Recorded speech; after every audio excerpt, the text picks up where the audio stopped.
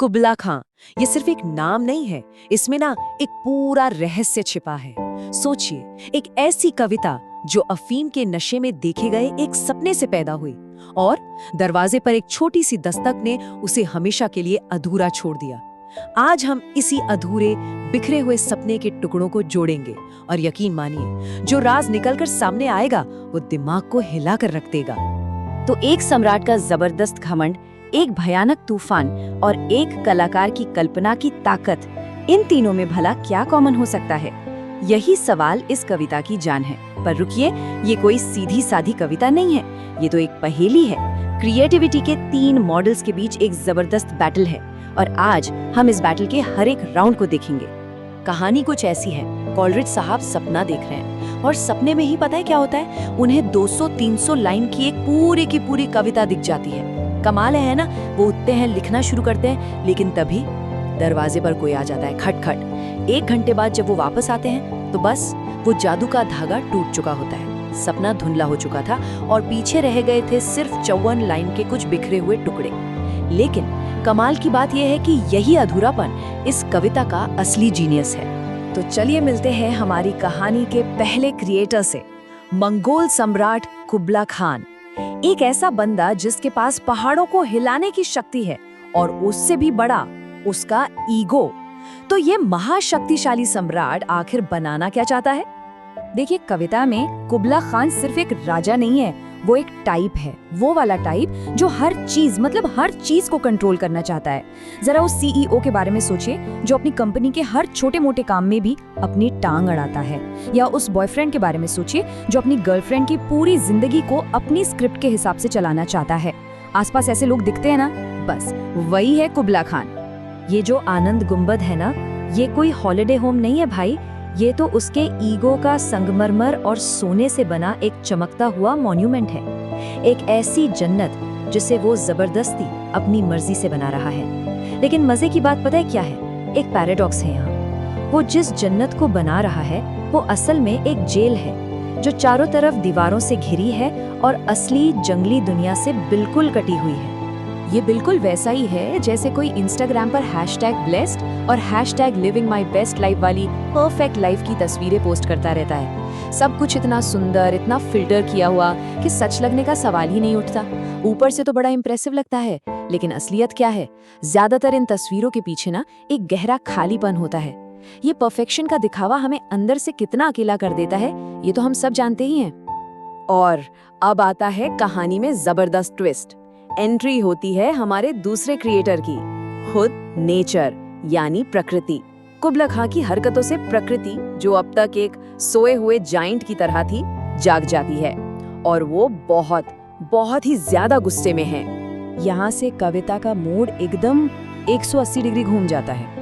ये खाई सिर्फ जमीन में गड्ढा नहीं है। जरा इमेजिन कीजिए, ठंडी हवा चल रही है, जमीन के नीचे से गड़गड़ाहट की आवाज आ रही है।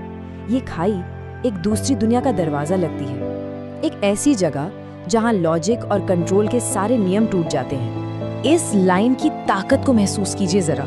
ये कोई प्यारा सा झरना नहीं है जी, ये तो एक ज्वालामुखी की तरह से फट रहा है। पानी की दहाड़ इतनी तेज है कि उसने कुबला खान के ऑर्डर्स की आवाज को पूरी तरह से डुबो दिया है। प्रकृति चिल्ला कर कह रही है, तुम्हारा कंट्रोल यहाँ नहीं चलेगा बेटा। और ये दानव प्रेमी के लिए रोती हुई औरत, ये कौन है? अरे ये दिल टूटने की वो कच्ची पागल कर देने वाली एनर्जी है। वो एनर्जी जो लॉजिक नहीं समझती, सिर्फ फील करती है। और ये ऊर्जा जितनी खतरनाक और डिस्ट्रक्टिव हो सकती है, उतनी ही महान कला को जन्म भी दे सकती है। ये क्रिएटिविटी की वो आग है जो या तो आपको जला देगी या फिर दुनिया को रोशन कर देगी। जरा सोचिए कुबला खान के बारे में। वो अपने आलीशान महल की बालकनी पर खड़ा है और वो अपने हाथों से बनाए परफेक्शन को अपनी आंखों के सामने तबाह होते हुए देख रहा है। दुनिया का सबसे शक्तिशाली इंसान आज प्रकृति के सामने बिल्कुल हेल्पलेस है। उसे समझ आ गया है कि ये एक ऐसी लड़ाई है जिसे वो कभी कभी नहीं जीत सकता। क्या आयरनी है, कुबला खान एक परमानेंट मॉन्यूमेंट, एक लेगेसी बनाना चाहता था, लेकिन वो पीछे क्या छोड़ पाया? बस पानी पर कांपती हुई एक टेम्परेरी परछाई। और ये हमें सोचने पर मजबूर करता है कि हम अपनी जिंदगी में क्या बनाने की कोशिश कर रहे हैं। क्या वो ठोस और परमानेंट है या बस एक इल्यूजन जो वक्त के साथ मिट जाएगा? तो कुबला खान की फोर्स फेल हो गई। प्रकृति का केओस, बेकाबू है। तो अब क्या? एक लंबा पॉज और फिर एंट्री होती है हमारे तीसरे और आखिरी क्रिएटर की, असली हीरो की, द पोएट यानी कवि। कुबला खान फोर्स से बनाता है, लेकिन कवि इमेजिनेशन से बनाता है। और अचानक सारा वायलेंस, सारा शोर शांत हो जाता है। अब सिर्फ संगीत है, फूलों की खुशबू है, और ये युवती, वो कोई जबरदस्ती नहीं कर रही, वो बस फ्लो में है, प्रकृति की लय के साथ तालमेल बिठाकर एक खूबसूरत धुन बना रही है। तो ये है हमारे 3 दावेदार। कुबला खान द डिक्टेटर, जो सब कुछ कंट्रोल करना चाहता है, प्रकृति द एनार्किस्ट, जो सारे नियम तोड़ देना चाहती है, और कवि द आर्टिस्ट, जो इन दोनों के बीच बैलेंस और हार्मनी खोजता है। हम सब इनमें से किसके साथ सबसे ज्यादा जुड़ पाते हैं? क्या हमें कंट्रोल चाहिए, केओस को अपनाना है, या हार्मनी की तलाश करनी है? और ये है इस कविता का सबसे बड़ा रेवलेशन। हवा में वो गुंबद बना देता।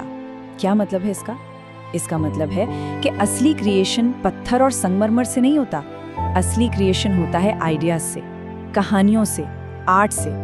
एक कहानी किसी भी फिजिकल मॉन्यूमेंट से ज्यादा पावरफुल और परमानेंट हो सकती है, क्योंकि वो हमारे दिमाग में जिंदा रहती है। और अब सबसे कमाल की बात सुनिए। अभी इसी पल इस कविता को सुनते हुए हम सब कवि के उस सपने का हिस्सा बन गए हैं। हम सब मिलकर अपने दिमाग में उस गुंबद को बना रहे हैं। यानी कवि वो करने में कामयाब हो गया जिसमें दुनिया का सबसे शक्तिशाली सम्राट फेल हो गया था। लेकिन रुकिए, कहानी अभी खत्म नहीं हुई। इस इमेजिनेशन की पावर की एक कीमत भी होती है। क्रिएटिविटी आग की तरह है। यह आपको गर्माहट दे सकती है और दुनिया को रोशन कर सकती है, लेकिन यह आपको जला भी सकती है।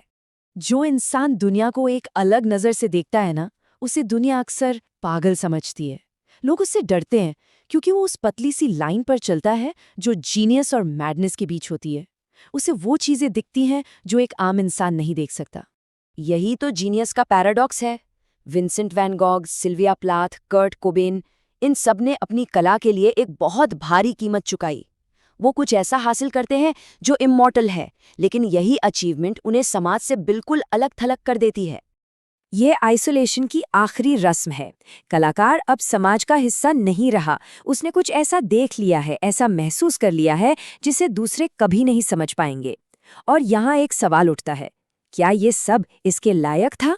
तो फाइनल स्कोर कार्ड हमारे सामने है। कुबला खान ने फोर्स से एक फिजिकल जन्नत बनाने की कोशिश की और सब कुछ गंवा दिया। और कवि, उसने इमेजिनेशन को अपनाया और असल में उस जन्नत को चख लिया। तो सवाल ये है कि जन्नत आखिर है क्या? कोई फिजिकल जगह या मन की एक स्टेट? और आखिर में ये कविता एक सवाल हम सबके लिए छोड़ जाती है। अपने करियर में, अपने रिश्तों में, अपनी जिंदगी में हम कौन सा गुंबद बनाने की कोशिश कर रहे हैं? क्या वो फोर्स और कंट्रोल से बना है या इमेजिनेशन और हार्मनी से? अपना गुंबद बनाना आज ही शुरू करना है, लेकिन समझदारी से ये चुनना होगा कि उसे बनाना कैसे है।